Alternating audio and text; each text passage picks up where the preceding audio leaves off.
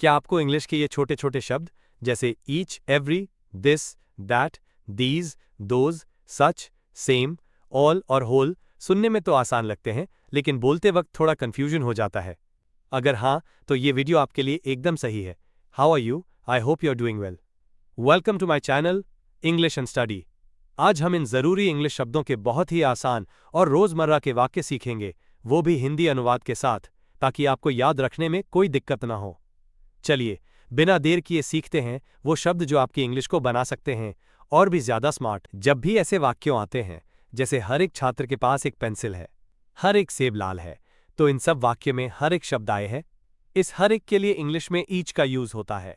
जैसे हर एक छात्र के पास एक पेंसिल है, तो इसकी इंग्लिश होगी each student has a pencil. हर एक सेब लाल है, तो इसकी इंग्लिश बनाएंगे ईच एप्पल इज रेड। एक और वाक्य की इंग्लिश बनाएंगे जैसे मैंने हर एक बच्चे को उपहार दिया, तो इसकी इंग्लिश होगी I gave a gift to each child. इस प्रकार हम और भी कई ऐसे वाक्यों को इंग्लिश में बना सकते हैं। तो देखते हैं नेक्स्ट।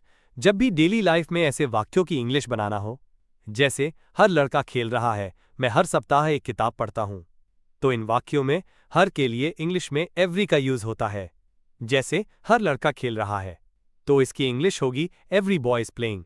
मैं हर सप्ताह एक किताब पढ़ता हूं, तो इसको इंग्लिश में बनाएंगे I read a book every week. एक और वाक्य को इंग्लिश में बनाएंगे जैसे हर लड़की लाल ड्रेस पहने हुए है, तो इसकी इंग्लिश होगी every girl is wearing a red dress. इस प्रकार हम और भी कई ऐसे वाक्यों को इंग्लिश में बना सकते हैं। अब इनके बीच अंतर को समझते हैं। जब हम एक एक करके सभी चीजों या लोगों की बात करते हैं, तब ईच का उपयोग होता है। ये व्यक्तिगत चीजों पर जोर देता है। Example, each student has a book. हर एक छात्र के पास एक किताब है। यहाँ हर छात्र को अलग अलग देखा जा रहा है। जबकि जब हम समूह में सभी चीजों की बात करते हैं, तब एवरी का उपयोग होता है। ये समूह को एक इकाई की तरह देखता है। Example, every student is present. हर छात्र उपस्थित है। यहाँ सभी छात्रों को एक साथ देखा जा रहा है। तो आप देखते हैं नेक्स्ट। जब भी ऐसे सेंटेंस को इंग्लिश में बोलते हैं, जैसे मुझे ये फिल्म पसंद है, ये मेरी किताब है, तो ऐसे वाक्यों में ये के लिए इंग्लिश में दिस का यूज होता है। जैसे मुझे ये फिल्म पसंद है, तो इसकी इंग्लिश होगी आई लाइक दिस मूवी। ये मेरी किताब है, तो इसकी इंग्लिश होगी दिस इज माई बुक। एक और वाक्य को देखते हैं। जैसे ये एक सुंदर फूल है, तो इसकी इंग्लिश होगी this is a beautiful flower. This का यूज पास की चीजों को दिखाने के लिए होता है। इस प्रकार हम और भी कई ऐसे वाक्यों को इंग्लिश में बना सकते हैं। तो देखते हैं नेक्स्ट। जब भी ऐसे वाक्य आते हैं, जैसे मैंने उस आदमी को कल देखा था, वो कार बहुत तेज है, तो ऐसे वाक्यों में वो के लिए दैट का यूज होता है। जैसे मैंने उस आदमी को कल देखा था, तो इसकी इंग्लिश होगी I saw that man yesterday. वो कार बहुत तेज है, तो इसको इंग्लिश में बनाएंगे that car is very fast. एक और वाक्य की इंग्लिश बनाते हैं। जैसे क्या तुम वो पक्षी देख रहे हो, तो इसकी इंग्लिश होगी do you see that bird. That का यूज दूर की चीजों को दिखाने के लिए होता है। इस प्रकार हम और भी कई ऐसे वाक्यों इंग्लिश में बना सकते हैं। तो देखते हैं नेक्स्ट। जब भी ऐसे वाक्यों की इंग्लिश बनाना हो, जैसे ये फूल अच्छे खुशबू देते हैं, ये मेरे दोस्त हैं, तो इन वाक्यों में ये के लिए इंग्लिश में दीज का यूज होता है। जैसे ये फूल अच्छे खुशबू देते हैं, तो इसकी इंग्लिश होगी दीज फ्लावर्स स्मेल गुड। ये मेरे दोस्त हैं, तो इसको इंग्लिश में बनाएंगे दीज आर माई फ्रेंड्स। एक और वाक्य की इंग्लिश देखते हैं। जैसे मुझे ये सेब पसंद है, तो इसकी इंग्लिश होगी I like these apples. These का यूज पास की बहुत सारी वस्तुओं को दिखाने के लिए होता है। इस प्रकार हम और भी ऐसे वाक्य को इंग्लिश में बना सकते हैं। तो देखते हैं नेक्स्ट। जब भी ऐसे वाक्य हमको इंग्लिश में बनाना हो, जैसे वे कारें महंगी हैं, क्या तुम वे लोग देख रहे हो, तो इन वाक्यों में वो के लिए इंग्लिश में दोज का यूज होता है। जैसे वे कारें महंगी हैं, तो इसकी इंग्लिश होगी दोज कार्स आर एक्सपेंसिव। क्या तुम वे लोग देख रहे हो, तो इसको इंग्लिश में बनाएंगे do you see those people. एक और वाक्य की इंग्लिश बनाते हैं। जैसे वे पेड़ लंबे हैं, तो इसकी इंग्लिश होगी those trees are tall. Those का यूज दूर की बहुत सारी वस्तु दिखाने के लिए होता है। इस प्रकार हम और भी ऐसे वाक्यों को इंग्लिश में बना सकते हैं।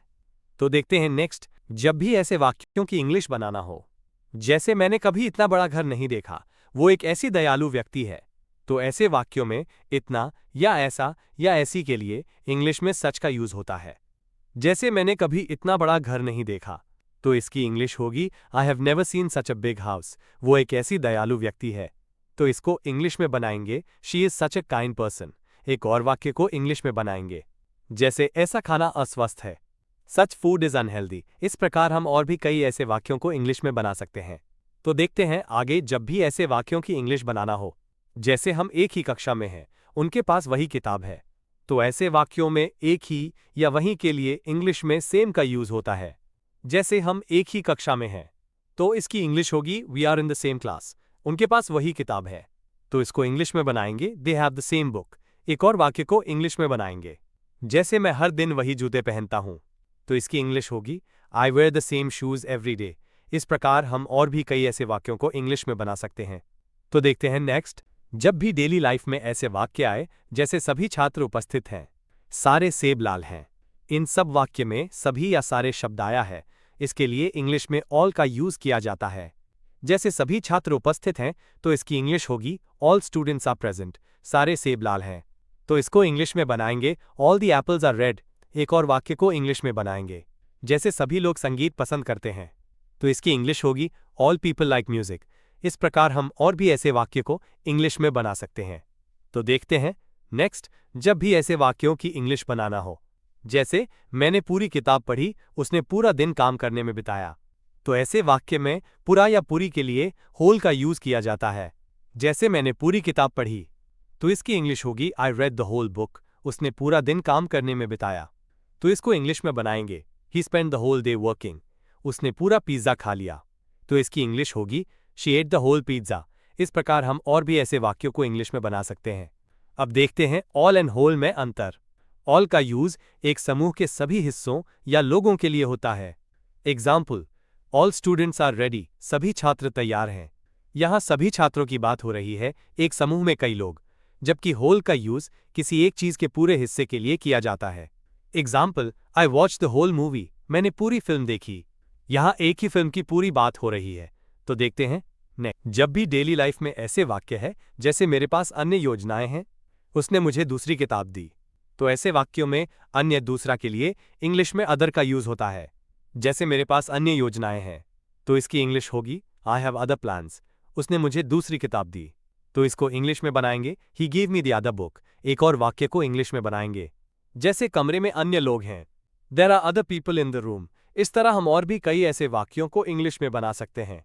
तो देखते हैं नेक्स्ट, जब भी डेली लाइफ में से वाक्य आए, जैसे मैं एक और कप चाय लूंगा, वो एक और पेंसिल चाहती है, तो इन वाक्यों में एक और के लिए इंग्लिश में अनदर का यूज किया जाता है। जैसे मैं एक और कप चाय लूंगा, तो इसकी इंग्लिश होगी I would like another cup of T. वो एक और पेंसिल चाहती है, तो इसको इंग्लिश में बनाएंगे शी वॉन्ट्स अनदर पेंसिल। एक और वाक्य को देखते हैं, जैसे क्या मुझे एक और मौका मिल सकता है, तो इसकी इंग्लिश होगी can I have another chance. इस प्रकार हम और भी ऐसे वाक्यों को इंग्लिश में आसानी से बना सकते हैं। तो देखते हैं नेक्स्ट, जब भी इस प्रकार के वाक्य आते हैं, जैसे क्या आपके पास कोई अन्य सवाल है, मैं कोई और केक नहीं चाहता, तो तू ही वाक्य में कोई और के लिए इंग्लिश में एनी अदर का यूज होता है। जैसे क्या आपके पास कोई अन्य सवाल है, तो इसकी इंग्लिश होगी do you have any other questions, मैं कोई और केक नहीं चाहता, तो इसको इंग्लिश में बनाएंगे I don't want any other cake. एक और वाक्य को इंग्लिश में बनाएंगे, जैसे क्या कोई और विकल्प है, तो इसकी इंग्लिश होगी is there any other option. इस प्रकार हम और भी कई ऐसे वाक्यों को इंग्लिश में बना सकते हैं। तो देखते हैं नेक्स्ट, जब भी इस प्रकार के वाक्यों की इंग्लिश बनानी हो, जैसे ये करने का कोई अन्य तरीका नहीं है, उसके पास कोई अन्य विकल्प नहीं है, तो इन वाक्यों में कोई अन्य नहीं के लिए इंग्लिश में नो अदर का यूज होता है। जैसे ये करने का कोई अन्य तरीका नहीं है, तो इसकी इंग्लिश होगी there is no other way to do this, उसके पास कोई अन्य विकल्प नहीं है, तो इसको इंग्लिश में बनाएंगे she has no other choice. एक और वाक्य को इंग्लिश में बनाएंगे, जैसे कोई अन्य व्यक्ति ये काम नहीं कर सकता, तो इसकी इंग्लिश होगी no other person can do this job. इस प्रकार हम और भी कई ऐसे वाक्यों को इंग्लिश में बना सकते हैं। वहां कोई अन्य नहीं जा सकता, इसकी इंग्लिश कमेंट बॉक्स में बनाइए। पुट फ्रेजेस के वीडियो लिंक इस वीडियो के डिस्क्रिप्शन बॉक्स में है। ये वीडियो खत्म होने के बाद पुट का वीडियो जरूर देखना, बहुत इंप्रेसिव इंग्लिश की क्लास है। अब ये क्लास यहीं समाप्त होती है। यदि इस क्लास में आपको कोई कंफ्यूजन हो या मन में कोई क्वेश्चन हो, तो कमेंट बॉक्स में कमेंट करें। Please and please like, subscribe and share.